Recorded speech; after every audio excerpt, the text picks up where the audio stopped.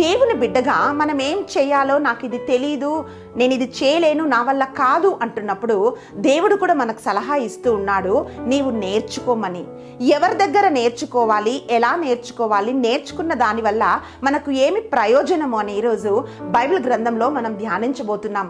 సామెత గ్రంథం 6వ అధ్యాయము 6 నుండి 11 వచనాల్లో మనం వాక్యం చూస్తే వాక్యం ఇట్లా తెలియజేస్తోంది. సోమరి, చీమల యొద్దకు వెళ్ళి వాటి నడతలను కనిపెట్టుకొని నీవు బుద్ధి తెచ్చుకొనుము అని దేవుని వాక్యం మనకు సలహా ఇస్తుంది. చీమల దగ్గర నుండి మనం బుద్ధి నేర్చుకోవాలంట.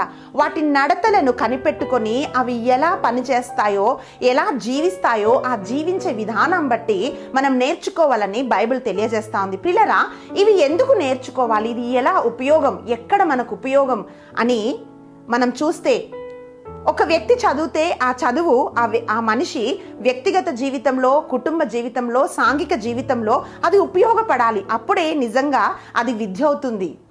అలాగే ఒక మనిషి జ్ఞానం అన్ని విధాలుగా ఆ మనిషికి సహాయపడాలి. ఈరోజు మనం నేర్చుకుంటున్న చీమల నుండి ఈ పాఠాలు మన వ్యక్తిగత జీవితంలో, మన కుటుంబ జీవితంలో, అలాగే ఒక సంఘములో, ఒక చర్చ్లోనూ ఉంటున్నప్పుడు అవన్నీ కూడా ఈ అన్ని ఏరియాస్లో మనకు సహాయపడాలి.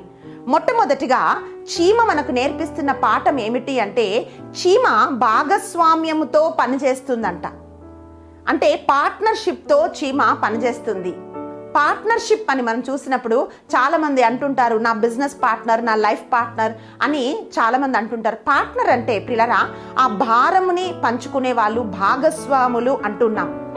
ఈరోజు ఎందుకు ఈ భాగస్వామ్యం అని మనం చూసినప్పుడు వాక్యం తెలియజేస్తా ఉంది, నీవు అనాథవు కాదు, నేను నీకు పరిశుద్ధాత్మనిచ్చి నేను నీకు తోడుగా ఉంటాను, యుగ సమాప్తి వరకు నేను తోడుంటానని దేవుడు ఒక విశ్వాసికి తన వ్యక్తిగత జీవితంలో వాగ్దానం ఇస్తున్నాడు. అంటే